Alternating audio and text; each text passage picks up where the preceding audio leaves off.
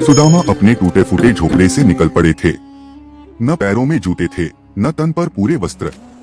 देह दुर्बल थी, पर हृदय में एक ही इच्छा थी, अपने बाल सखा द्वारकाधीश श्री कृष्ण से मिलना। कई दिनों की पैदल यात्रा के बाद वे द्वारका पहुँचे। सामने श्री कृष्ण का भव्य महल खड़ा था। ऊंचे द्वार, स्वर्णिम शिखर और चारों ओर पहरा। महल के द्वार पर कुल 5 सैनिक तैनात थे।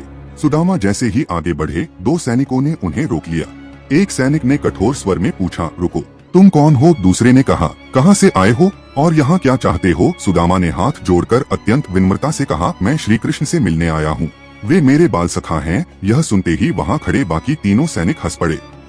एक बोला, देखो तो सही, एक दरिद्र ब्राह्मण और स्वयं को द्वारकाधीश का मित्र बता रहा है। दूसरा व्यंग्य करते हुए बोला, तुम्हारे जैसे गरीब लोग महाराज के सखा कैसे हो सकते हैं? सुदामा का सिर झुक गया। फिर भी उन्होंने साहस कर कहा, कृपा करके मुझे भीतर जाने दीजिए। लेकिन दया के स्थान पर अपमान मिला। एक सैनिक ने क्रोध में आकर सुदामा को धक्का दे दिया। वे धरती पर गिर पड़े। हंसी, ताने और उपहास उनके चारों ओर फैल गए। सुदामा चुपचाप उठे। न कोई शिकायत, न कोई क्रोध। आंखों में अपमान की पीड़ा और मन में टूटती आशा लिए वे वहां से लौटने लगे। उसी समय महल के भीतर राज सिंहासन पर विराजमान श्री कृष्ण ने बाहर का शोर सुना। उन्होंने सेवक से पूछा, बाहर इतना कोलाहल क्यों है? सेवक बोला, महाराज, एक दरिद्र ब्राह्मण आया है। वह कहता है कि वह आपका बाल सखा है। यह सुनते ही श्री कृष्ण का मुख गंभीर हो गया।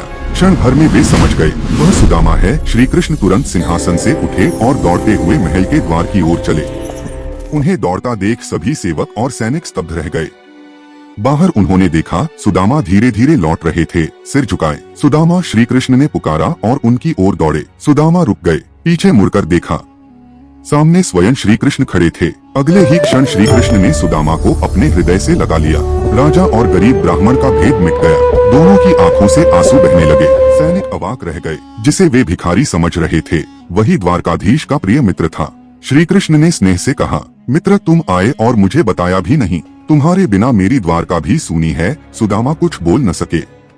उनके आंसू ही उस मित्रता की गवाही दे रहे थे, जो धन, वैभव और पद से नहीं, केवल प्रेम और विश्वास से बनती है।